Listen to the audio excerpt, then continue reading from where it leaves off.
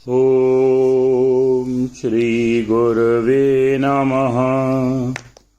ॐ शान्तिः शान्तिः शान्तिः। अज्ञानतिमिरान्धस्य ज्ञानाञ्जनशलाकया चक्षुरुन्मीलितं येन तस्मै श्री गुरवे नमः।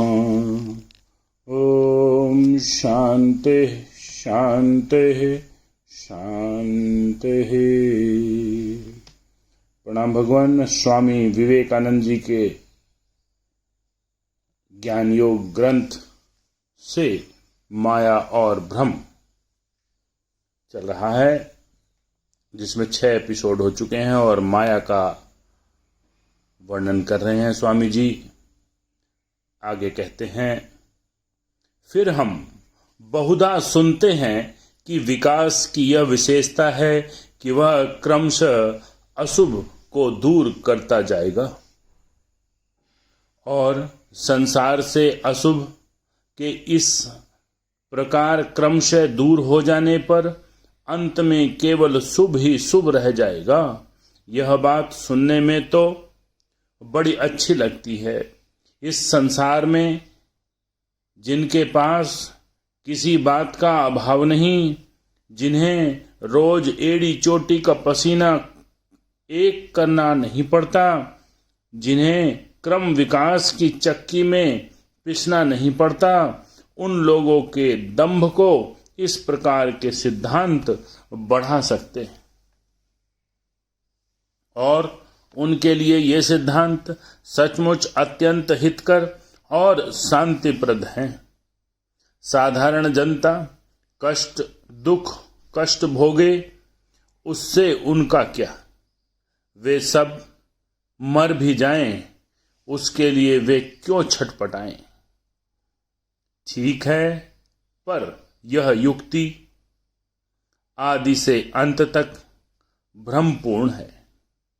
पहले तो इन लोगों के बिना किसी प्रमाण के ही यह धारणा कर ली है कि संसार में अभिव्यक्त शुभ और अशुभ दोनों बिल्कुल निरपेक्ष सत्य हैं, और दूसरे इससे भी अधिक दोषयुक्त धारणा तो यह है कि शुभ का परिमाण क्रम से बढ़ता जा रहा है और अशुभ क्रम से घटता जा रहा है।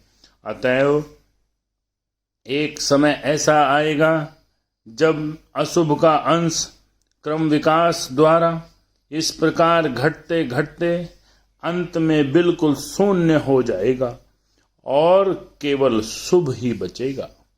ऐसा कहना है तो बड़ा सरल, पर क्या यह प्रमाणित किया जा सकता है कि अशुभ परिमाण में घटता जा रहा है? क्या अशुभ की क्रम से वृद्धि नहीं हो रही है?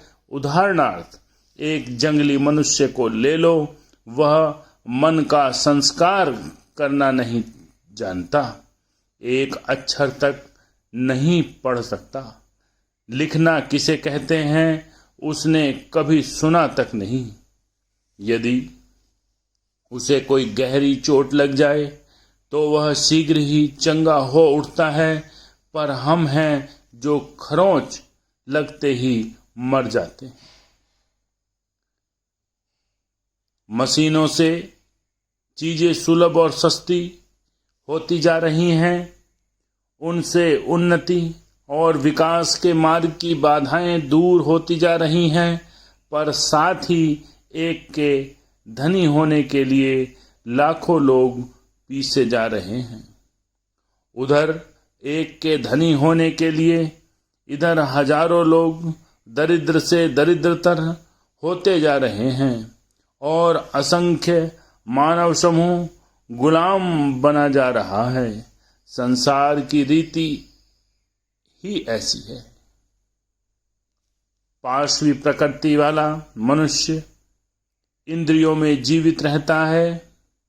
यदि उसे पर्याप्त भोजन न मिले, वह तो दुखी हो जाता है। यदि उसका शरीर अस्वस्थ हो जाए तो वह अपने को अभागा समझता है। इंद्रियों में ही उसके सुख और दुख दोनों का आरंभ और अंत होता है। जैसे जैसे वह उन्नति करता जाता है, जैसे जैसे उसके सुख की सीमा रेखा विस्तृत होती जाती है, वैसे वैसे उसका दुख भी उसी अनुपात से बढ़ता जाता है। जंगल में रहने वाला मनुष्य ईर्ष्या के वश में होना, कचहरी में जाना, नियमित रूप से कर अदा करना, समाज द्वारा निंदित होना नहीं जानता। पैशाचिक मानव प्रकृति से उत्पन्न भीषण अत्याचार से अरनिहित शासित होना, जो एक दूसरे के हृदय के गुप्त से गुप्त भावों का अन्वेषण करने में लगा हुआ है, वह नहीं जानता कि भ्रांत ज्ञान से संपन्न गर्वीला मानव किस प्रकार किसी पशु की अपेक्षा सहस्त्र गुना पैशाचिक स्वभाव वाला हो जाता है। बस इसी प्रकार हम ज्यों-ज्यों इंद्रिय परायणता से ऊपर उठते हैं, त्यों-त्यों हमारी सुख अनुभव करने की शक्ति बढ़ती जाती है और उसके साथ ही दुख अनुभव करने की शक्ति भी बढ़ती रहती है। नाड़ियां और भी सूक्ष्म होकर अधिक यंत्रणा के अनुभव में समर्थ हो जाती हैं। सभी समाजों में हम देखते हैं कि एक साधारण मूर्ख मनुष्य तिरस्कृत होने पर उतना दुखी नहीं होता, पर पीटे जाने पर अवश्य दुखी हो जाता है। किंतु सभ्य पुरुष एक साधारण सी बात भी सहन नहीं कर सकता। उसकी नाड़ियां इतनी सूक्ष्म हो गई हैं, उसकी सुखानुभूति की क्षमता बढ़ जाने के कारण उसका दुख भी बढ़ गया है। इससे तो दार्शनिकों के क्रम विकासवाद की कोई पुष्टि नहीं होती। हम अपनी सुखी होने की शक्ति को जितना ही बढ़ाते हैं, हमारी दुख भोग की शक्ति भी उसी परिमाण में बढ़ जाती है। और मेरा तो विनीत मत यह है कि हमारी सुखी होने की शक्ति यदि गणितीय क्रम से अर्थमेटिकली प्रोग्रेशन के नियम से बढ़ती है, तो दुखी होने की शक्ति ज्यामितीय क्रम अर्थात ज्योमेट्रिकल प्रोग्रेशन के नियम से बढ़ती है।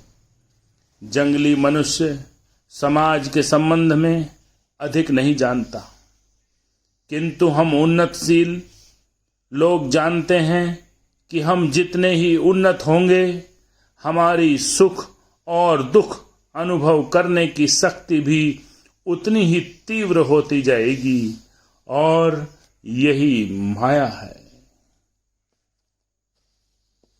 ओम शांति शांति